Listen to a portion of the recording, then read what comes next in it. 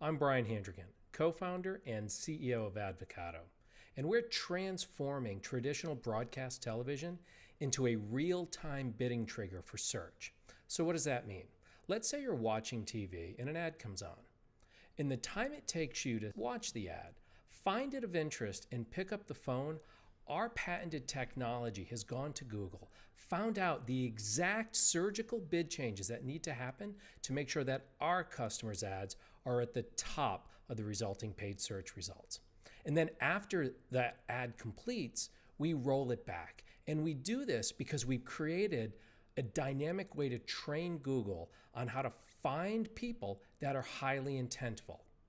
This intent arbitrage drives ridiculous results for our customers. We've seen 3 times, 4 times, and sometimes 21 times performance increases when Advocado is used to make a traditional television ad something special.